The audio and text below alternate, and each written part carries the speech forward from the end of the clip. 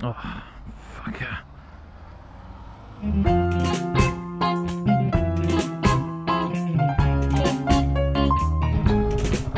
I just came through a town in the south of London called Croydon, and I didn't know what this place was about until I saw this meme on internet, and it was basically a picture of the apocalypse.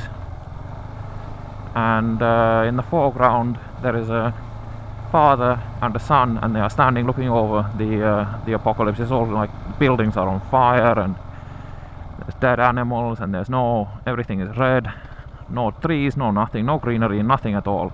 And the son asks the father that, father, is this end of the world? And then the father replies, no son, this is not the end of the world, this is just Croydon. But today I wanted to tell you about when I went to do some Enduro riding a couple of months ago in southern Portugal, in Algarve.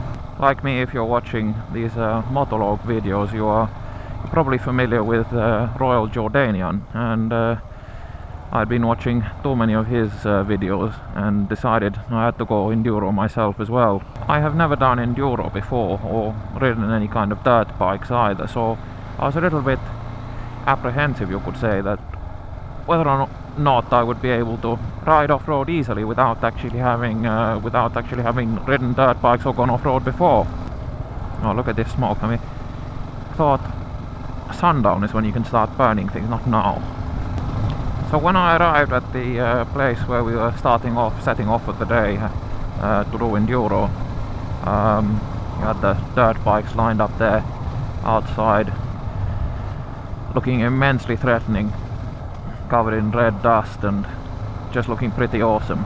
The other thing was that the guys that I'd be riding with that day, they'd already done Enduro, well, not Enduro, well, some had done Enduro, and but you know, ridden dirt bikes like in Wales, and there's me, no practice at all, and I'm kind of worried, am I gonna be able to keep up with these guys during the day, or be that slow guy in the back who's holding everyone up. But there's a great attitude, because all the riders out there, they say, you know, just go at your own pace, and you know, we'll catch up when we get to the end of the road, and then we continue on. So, you know, that put my mind at ease a bit more. So we start off, and initially, just to get used to the bikes, we ride around a car park in the nearby where we started off. And these bikes, I mean, they're like thoroughbred horses. It was a KTM 450 EXE, so like the Enduro version. And when you start it up, you know, the exhausts aren't any of this, well, I think they are racing exhausts, so none of this muffled sound at all. Just pure engine noise. So we get out onto the trails, and it is amazing. You have rolling hills with trees, and you're going along these tracks which is red dust with stones. So you're constantly having to think about what you're doing. I think it helped a bit that I'd got back into mountain biking a year beforehand. So I was able to, so my balance was a little bit more honed than normally. But these trails, because they've got gravel and my god, that's made me a bit dizzy now, doing all those nods.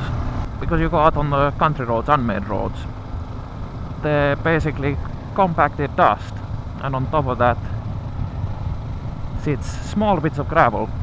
So you have this loose layer of material between you and the road. And we'd been riding maybe about a couple of hours, and I'd gotten used to it, so I was able to keep up with the other riders, slowly building my confidence. And of course, the moment you think you are doing well, that's where fate, or whatever you want to call it, comes and slaps you in the face. Suddenly in front of me, as I'm admiring all the scenery around me, we're by a lake and there's trees and forest on the other side, a corner suddenly appears, and my ass puckers up first. I could have probably cut a girder with my sphincter. And then as a natural reaction while you're turning, completely the wrong thing to do, I grab a whole load of front brake, and then the front of the bike just disappears in front of me, and then I'm on my side. apparently the other rider was up ahead of me as he was had a look around. He just saw this massive dust ball with me appearing with my helmet at the front end of it. So at least it was a spectacular spill. Okay, I think we do a little detour and have a look at Box Hill. I think it's a reasonably clear day today. See what the view's like.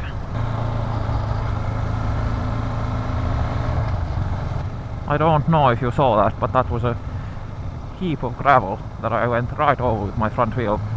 Felt it wash out a bit, but keeps you awake, right? But the crazy thing is, because the fear of embarrassment when you're riding in a group, after I'd fallen, even though I fell right on my side, luckily I wasn't winded or anything, even though my collarbone felt like it had been snapped in half. But I jumped up, got straight on the bike and started riding again, albeit with a bit of a bruised confidence, and so I took it easy on the next few corners, or for the next hour or two before I felt better again.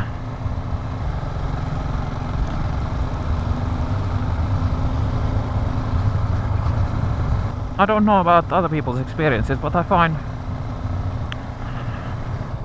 drivers around London, I mean, they're all pretty good. I mean, when you go filtering down a couple of lanes of traffic, I mean, a lot of them do move out the way, and like there, as you saw, he didn't need to wait. I was plenty far away, but he decided to kindly allow me to come through, and I always make sure I thank these guys because, you know, it keeps us riders safe.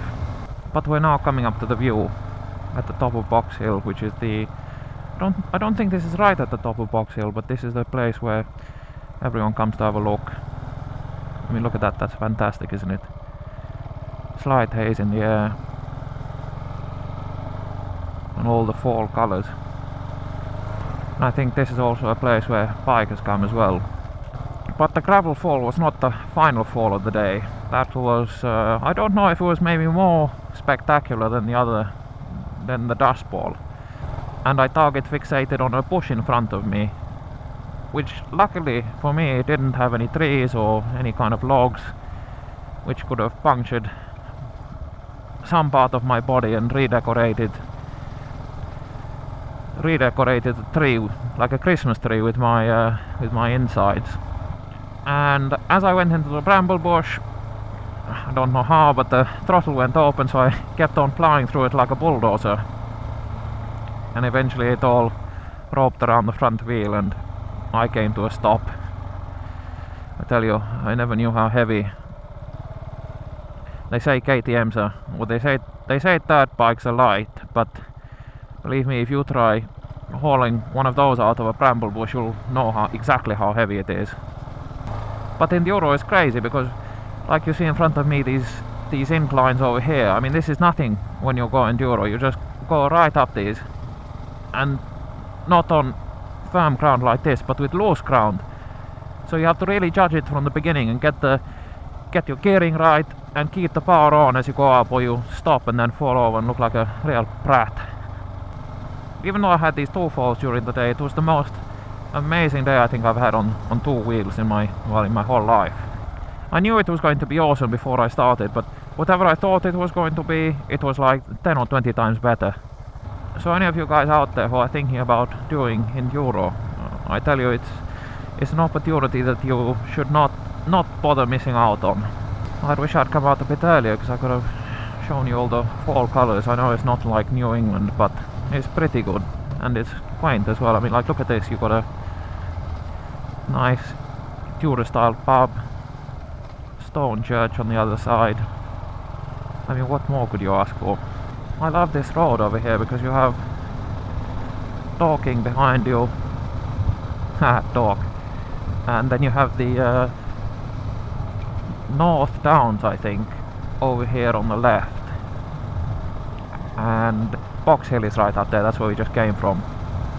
If I'm still making videos next summertime, I'll do this journey again, and you'll see how fantastic England really does have summer. Believe me, I didn't believe it at first, but I tell you, it exists. It is real. It is not a myth.